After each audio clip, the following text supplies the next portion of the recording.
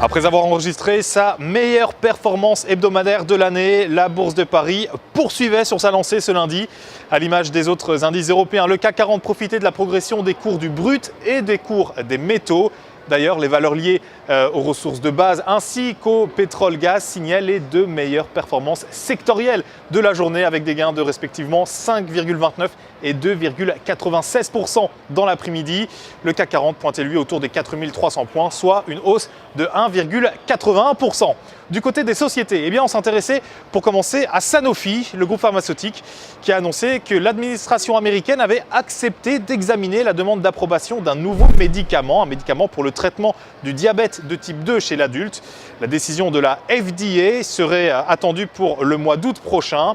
À la Bourse de Paris, le titre de Sanofi prenait 1,4% à 71,31 € et le recueil, vous le voyez, une opinion baissière de la part des analystes de l'Obsa.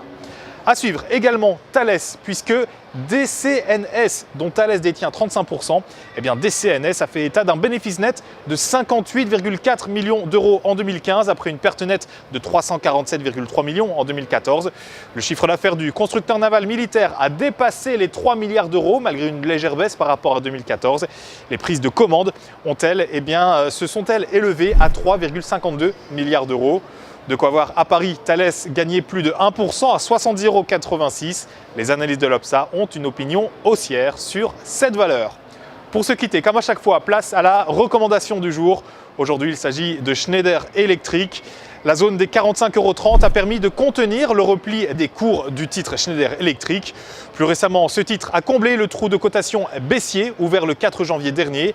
Du côté des indicateurs techniques, le titre est repassé au-dessus de sa moyenne mobile à 50 séances, tandis que le RSI est positivement orienté au-dessus de sa ligne de signal.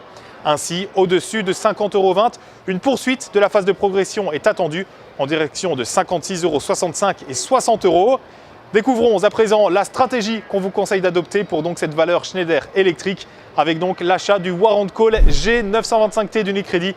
Prix d'exercice 56 €, date de maturité le 21 septembre 2016.